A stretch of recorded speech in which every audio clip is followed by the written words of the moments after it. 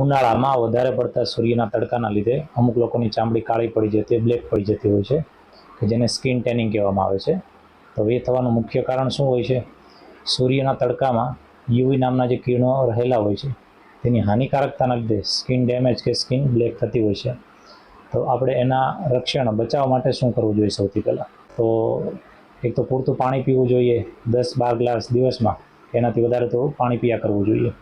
અને સાથે શેરડીનો રસ કે નારિયેળ પાણી, લીંબુ પાણી, શરબત એ તમે પી શકો.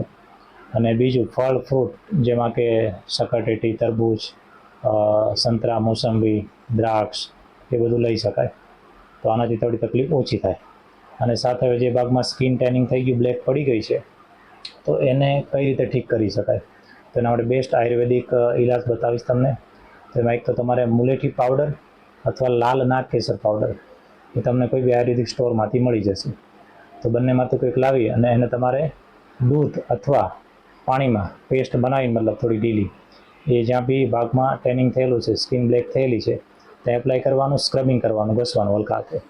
તો એવું તમે કન્ટિન્યુ 2-3 અઠવાડિયે કરશો એટલે બધું ટેનિંગ, બ્લેકનેસ, કાળાશ દૂર થઈ જશે. અને સાથે બીજો એક એલોવેરા જેલ બી તમે એપ્લાય કરી શકો, લગાવી શકો. અને ત્રીજું કાકડી અને ટમેટાનો રસ એવી તમે મિક્સ કરીને એપ્લાય કરી શકો, લગાવી શકો, અથવા કાકડી કે ટમાટર ઘસી બી શકો. આ કરવાથી પ્રોબ્લેમ સોલ્વ થઈ જશે.